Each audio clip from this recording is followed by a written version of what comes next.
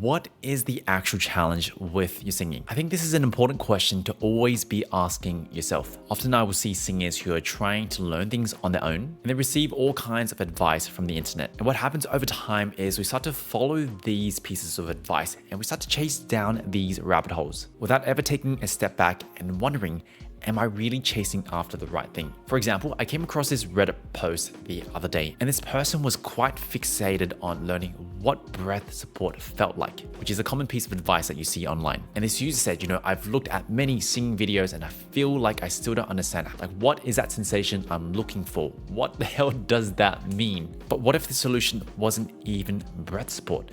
I know for a fact that a lot of people tend to over-index on, breath support. They think breath support solves everything. And so I asked this person, what is the exact challenge that they're noticing with their singing? In which they replied, I basically sound like I'm just talking when I sing.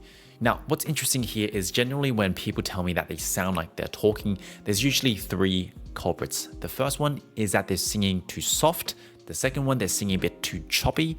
And the third one, they're singing too low. Usually the third one. And the answer to these three challenges isn't always as simple as you need to support or you need to kind of use better breath support.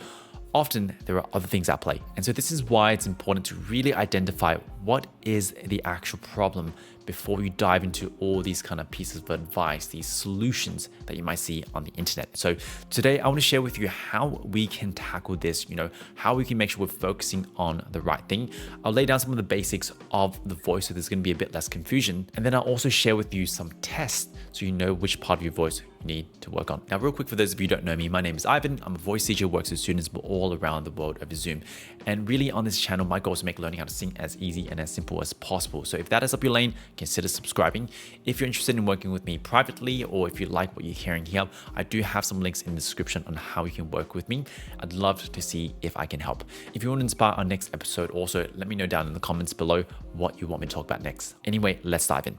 Now, the first part here is I want to start off with some basic anatomy or a basic explanation of how the voice works, because if we were just a bit clearer on how the voice works, then we might not be going down all these random rabbit holes. Basically, it starts with, taking a breath and then we slowly release that air. And as that air releases and it kind of meets our vocal folds, this resistance of the vocal folds creates a buzz. It creates a vibration, which then travels up, into all the spaces in your throat, your mouth, and they get resonated and then they create the sounds that come out of your mouth, aka singing. Now, there's more to it. The vocal folds aren't this static resistance.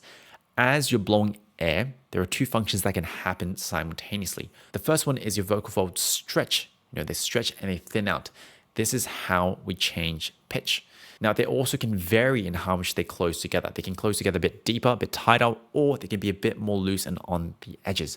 This changes the volume of your singing. So this is why I said before, many people over-index on breath support. Now, notice it's not even the muscle that allows you to change pitch, yet so many people focus on breath support in order to sing higher. Now, I'm not saying that this won't work, because often this can help indirectly.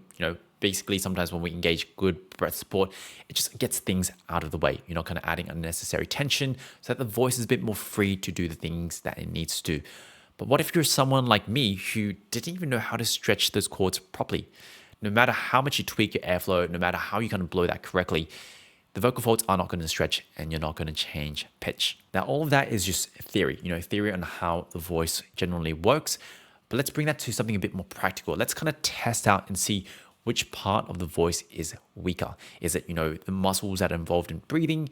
Is it, the muscles that bring the chords together? Or maybe is it the muscles that stretch and thin out the vocal folds? Now, to caveat, these tests are to simply give you a better, more educated guess on what you need to work on. It doesn't replace having a teacher guide you through this process and someone who can actually truly test out what is going on.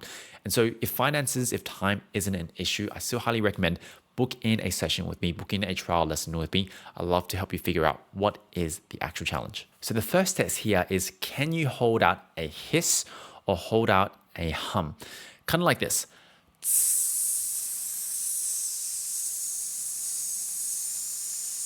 Now, a good general benchmark is going for about 40 to 60 seconds, but I'm personally more interested in the stability of that hiss. Is a hiss stable or is it kind of shaking all over?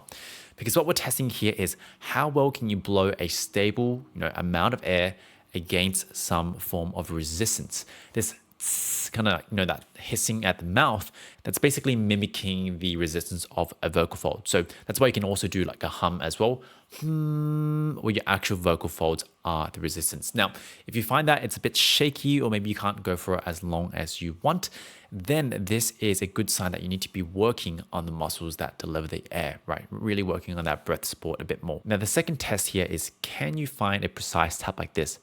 A, ooh, ooh, ooh, Can you find a precise tap like this?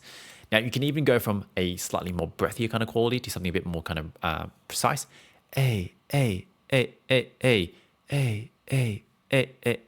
Now, what we're testing here is, do we have the ability to bring those chords together with precision? And so if you notice as you're trying this, maybe it always kind of gets a bit kind of breathy. You can't seem to kind of get them to close. Or maybe you go the other way and you over squeeze them.